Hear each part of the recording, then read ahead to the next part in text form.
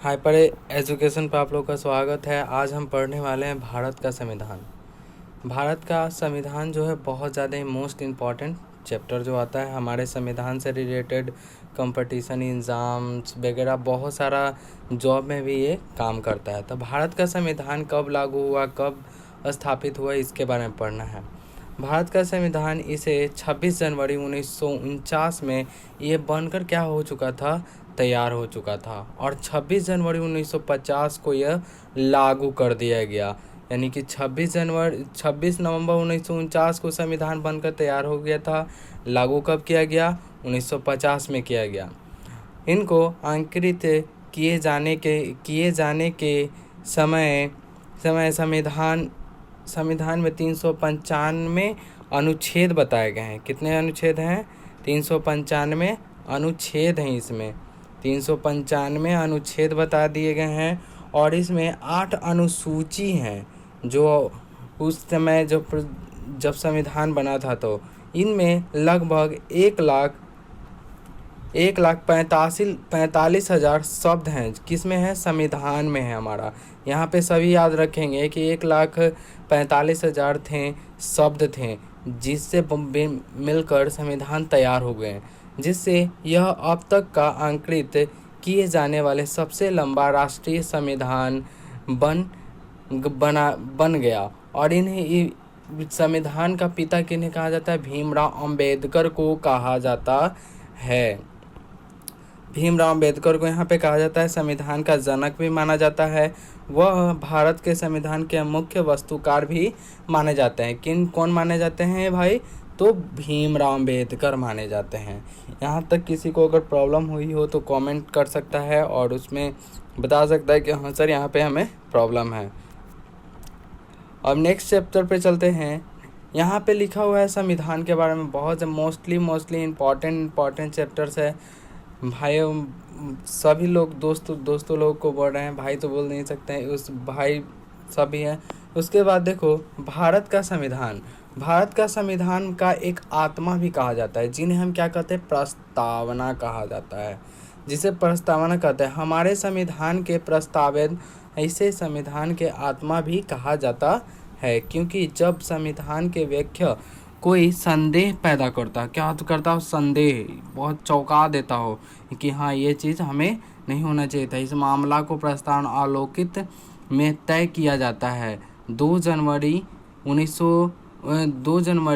2024 को यह कर दिया गया था, तय किया था, आलोचना कर दिया गया था कि अगर उस पर शक था तो उस समय 2024 में यह लागू हो चुका था।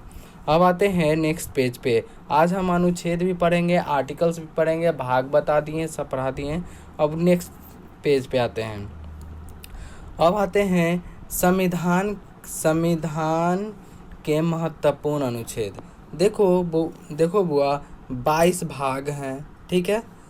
395 अनुच्छेद हैं, 12 अनुसूचियां हैं, जो सबसे ज़्यादा मोस्ट इम्पॉर्टेंट है कॉम्पिटिटिव एग्जाम के लिए। रेलवे, बैंक या अन्य कोई भी जॉब हो उसके लिए बहुत ज़्यादा ही फ़ायदेमंद है। इसलिए हमने शुरुआत से चला है और इसका अगला पार्ट भी आएगा। हाइपर एजुकेशन पे आप लोग सब जुड़े रहें। जो भी है वीडियो अच्छा लग रहा है लाइक और सब्सक्राइब तो बनता है, ठीक है। अब आते हैं भाग 1 में। भाग 1 में बताया गया है 1 से लेकर 4 तक आर्टिकल्स बताए गए हैं, जिसमें बताया गया है कि संघ एवं उसके राज्य क्षेत्र, यानी कि हमारे भारत का एक संघ है, एकजुट है, जिसे हम एक संघ माना जाता है। यूएनओ को बोला जाता है। यूएनओ एक यूएनओ होता है। यूएनओ का स्थापना सभी अगला जो वीडियो आएगा, यूएनओ का स्थापना 1945 में किया गया था। ये किस लिए किया गया था बुआ? कि हमारे राष्ट्र में क्या हो, सुख और शांति समृद्ध बना रहे, इस कारण से। अब आते हैं यहाँ पे नेक्स्ट में आर्टिकल नंबर 1। आर्टिकल ये बोलो या अनुच्छेद बोल सकते हो, ठीक है। थोड़ा सा क्लियर कर लेते हैं। यहाँ पे अनुच्छेद बोल सकते हो। अब यहाँ पे बताया गया है कि आर्टिकल्स 1 में बताया गया कि भारत राज्य का संघ है। भारत किसका संघ है? एक राज्य का संघ है। आर्टिकल्स अनुच्छेद 2 में बताया गया, दूसरा में बताया गया कि नए राज्य का प्रवेश, यानी कि कोई अनदर कंट्री का कोई भी नए एक राज्य का प्रवेश कर सकते हैं, एक नया राज्य बना सकते हैं। ये आर्टिकल्स 2 में बताया गया है बउआ, यहाँ से ध्यान देंगे। अब अनुच्छेद 3 में बताया गया है कि राज्य के क्षेत्रफल सीमा या नाम में परिवर्तन, यानी कि राज्य का क्षेत्रफल कितना है उसमें बदलाव लाया जा सकता है, या तो उस सीमा का परिवर्तन, उसके नाम में भी बदलाव लाया जा सकता है। भाग 2 में यह बताया गया है नागरिकता के बारे में। भाग 2 में क्या बताया गया? पूछ दिया जाए कि बताओ बुआ कि भाग नागरिकता किस भाग में बताया गया, तब अब भाग दूसरा में बता दिया गया है। भाग तीसरा में आएंगे हम।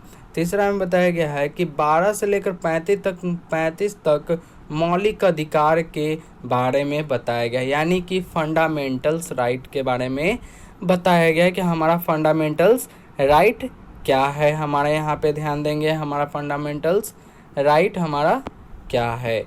अब आते हैं, यहाँ तक तो सभी को समझ में आ चुका होगा। सीधे सब यहाँ तक। अब नेक्स्ट पेज में आते हैं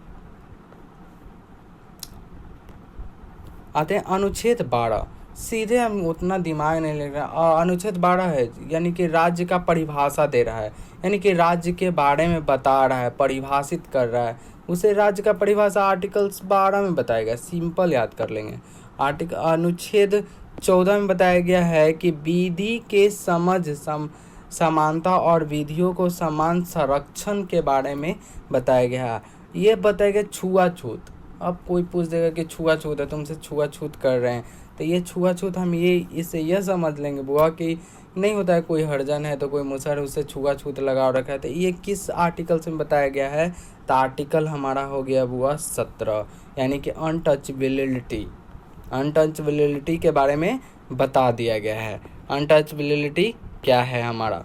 उसके बाद ध्यान देंगे संवैधानिक उपचार के बारे में, यानी कि संविधान के उपचार के बारे में। संविधान में क्या क्या खराबी है, उपचार किससे कर सकते हैं। नहीं होता है कोई बीमार हो गया, कोई व्यक्ति बीमार है तो उसका उपचार करना है, तो संविधान में भी कोई भी खराबी आती है तो उसका उपचार कौन करेगा? तो आर्टिकल्स 32 के तहत हम उसमें सुधार ला सकते हैं कि क्या इसमें कमी है, नहीं है, इसके बारे में बता सकते हैं। आर्टिकल्स किस में बताएंगे बुआ?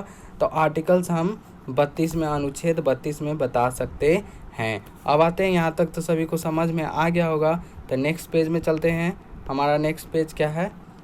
नेक्स्ट पेज में है सीधा हम आज राष्ट्रपति, प्रेसिडेंट के बारे में। प्रेसिडेंट की शक्तियाँ क्या हैं, नहीं है, इसके बारे में। प्रेसिडेंट के पद का कब शपथ ग्रहण करता है उसके बारे में देखेंगे। अब यहाँ पे आते हैं, अब यहाँ लिखा हुआ है कि भाग 5, यानी कि वो सिंपल सा समझ जाना कि भाग 5 कहाँ से कहाँ तक है? 52 से लेकर 151 तक। 52 से 151 तक। 52 गया 151 के पास, 52 गया किसके पास?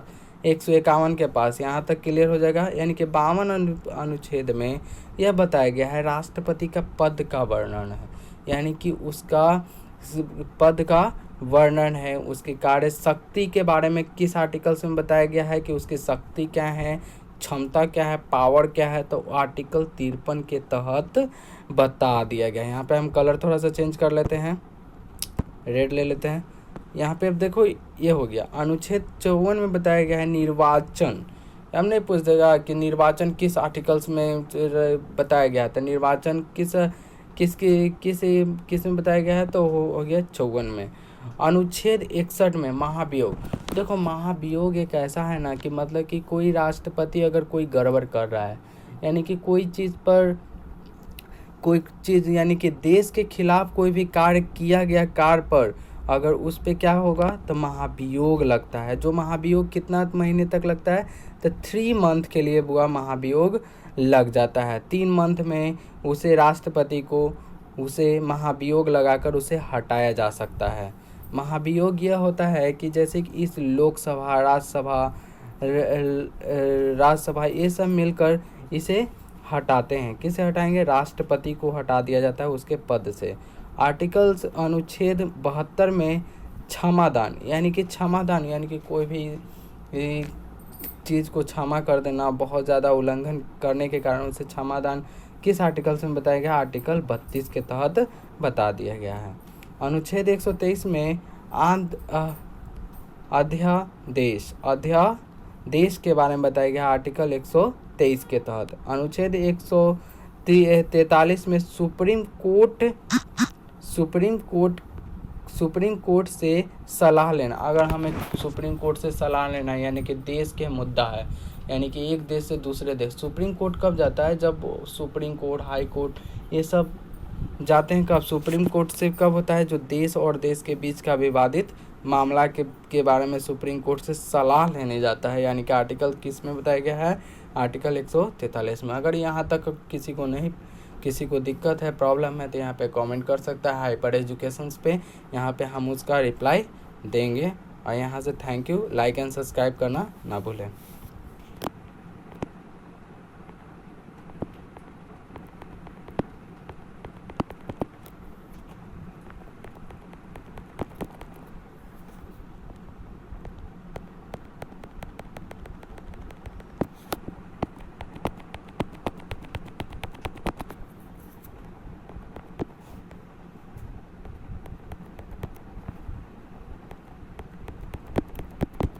रुक नहीं रहा है।